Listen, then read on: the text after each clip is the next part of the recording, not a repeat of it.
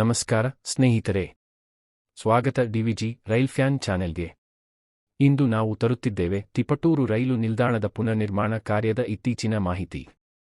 ತುಮಕೂರು ಜಿಲ್ಲೆಯಲ್ಲಿ ಇರುವ ತಿಪಟೂರು ಪ್ರಮುಖ ರೈಲು ಕೇಂದ್ರವಾಗಿರುವುದಷ್ಟೇ ಅಲ್ಲದೆ ತೆಂಗಿನಕಾಯಿಗೆ ಪ್ರಸಿದ್ಧವಾದ ಸ್ಥಳವೂ ಆಗಿದೆ.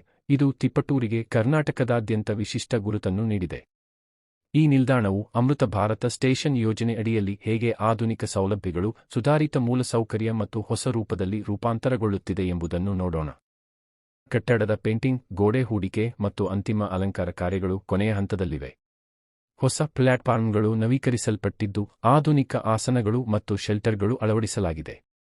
ಹೊಸ ಫುಟ್ ಓವರ್ ಬ್ರಿಡ್ಜ್ ಫಾಬ್ ನಿರ್ಮಿಸಲಾಗಿದೆ. ಇದರಿಂದ ಪ್ರಯಾಣಿಕರಿಗೆ ಪ್ಲಾಟ್ಫಾರ್ಮ್ಗಳ ನಡುವೆ ಸುಲಭ ಮತ್ತು ಸುರಕ್ಷಿತ ಸಂಚಾರ ಸಾಧ್ಯವಾಗಿದೆ.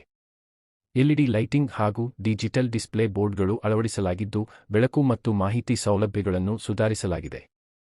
Circulating area ವಿಸ್ತರಿಸಲಾಗುತ್ತಿದೆ. ವಾಹನ ನಿಲುಗಡೆ ಮತ್ತು ಪ್ರಯಾಣಿಕರ ಪಿಕಪ್ ಪ್ರದೇಶಗಳು ಮತ್ತಷ್ಟು ಸುಧಾರಿಸಲ್ಪಡುತ್ತಿವೆ.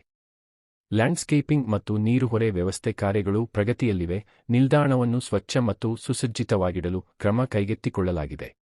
ಅಂತಿಮ ಒಳಾಂಗಣ ಅಲಂಕಾರ, ಸೂಚನಾ ಫಲಕಗಳ ಅಳವಡಿಕೆ ಹಾಗೂ ಸಣ್ಣ ವಿದ್ಯುತ್ ಕಾಮಗಾರಿಗಳು ಮುಂದಿನ ಕೆಲವು ವಾರಗಳಲ್ಲಿ ಪೂರ್ಣಗೊಳ್ಳುವ ನಿರೀಕ್ಷೆಯಿದೆ. ಎಲ್ಲ ಕೆಲಸಗಳು ಪೂರ್ಣಗೊಂಡ ಬಳಿಕ ತಿಪಟೂರು ನಿಲ್ದಾಣಕ್ಕೆ ಆಧುನಿಕ ವಿನ್ಯಾಸ ಮತ್ತು ಪ್ರಯಾಣಿಕ ಸ್ನೇಹಿ ಸೌಲಭ್ಯಗಳೊಂದಿಗೆ ಹೊಸ ಮುಖವಾಣಿಯೂ ಸಿಗಲಿದೆ. ಬಹುಪಾಲು ಕಾಮಗಾರಿಗಳು ಪೂರ್ಣಗೊಂಡಿರುವ ಹಿನ್ನೆಲೆಯಲ್ಲಿ ತಿಪಟೂರು ರೈಲು ನಿಲ್ದಾಣವು ಇದೀಗ ಕರ್ನಾಟಕದ ಅತ್ಯಾಧುನಿಕ ಮತ್ತು ಪರಿಸರ ಸ್ನೇಹಿ ನಿಲ್ದಾಣಗಳಲ್ಲಿ ಒಂದಾಗಲು ಸಿದ್ಧವಾಗಿದೆ.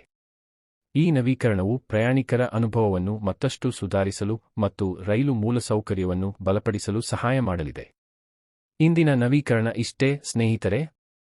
ವಿಡಿಯೋ ಮಾಹಿತಿ ಉಪಯುಕ್ತವಾಗಿದೆ ಎಂದು ಭಾಸವಾದರೆ ಲೈಕ್, ಶೇರ್ ಹಾಗೂ ಸಬ್ಸ್ಕ್ರೈಬ್ ಮಾಡಿ ಡಿವಿಜಿ ರೈಲ್ ಫ್ಯಾನ್ ಚಾನೆಲ್ಗೆ.